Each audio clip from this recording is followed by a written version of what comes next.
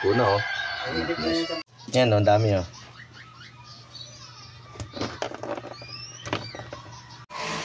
Ayun mga kuys, ihawin natin to. Mga lamang dagat. Sarap to ihawin. Hirap kasi maglinis eh, kagaya ng mga to. Kagaya niyan, lilinisin mo, papaparasin mo isa. So ang pinakamabilis dito ihawin. Sarap to.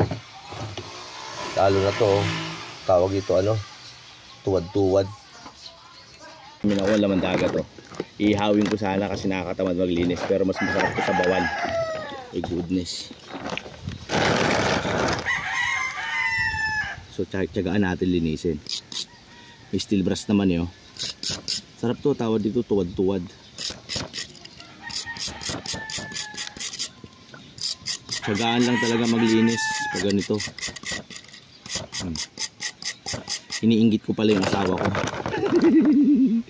Agom, hindi mo ito matitikman.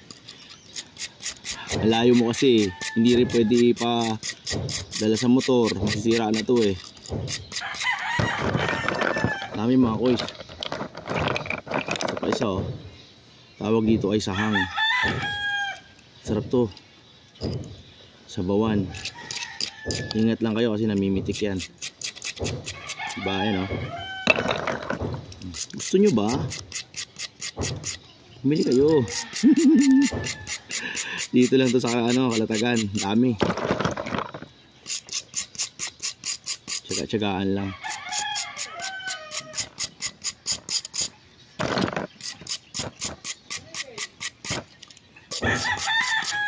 Yung malaki, iihawin ko. Ito, ihawin ko na lang to.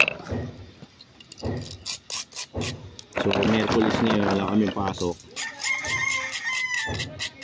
Dito kami sa Kalatagan. Kasi dito sa Kalatagan, walang hali-hali din. Ipasok sila. Kami dun sa kabila, sa Nasugbo. My goodness. Dami yan. Ito pa, oh. Anong tawag sa inyo itong mga kuys? Parang may mata.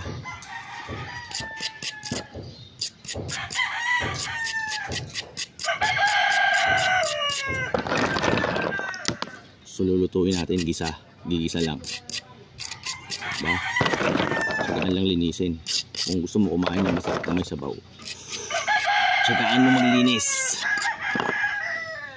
Ayun mga kuys, ang dami oh. Medyo mahirap lang linisin. Pero pag nalinis mo naman masarap. Ano ba tawag dito? May bato pa siyang kasama oh. Hindi ba ito talaba?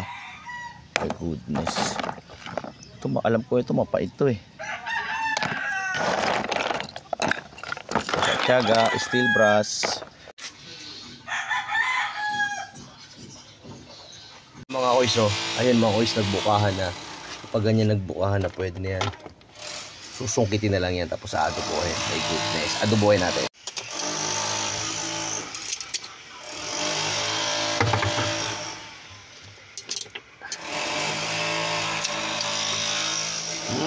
Sarap na ito.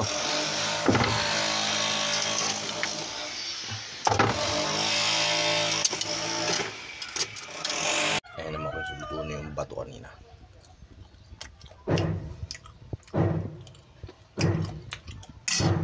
Sarap din.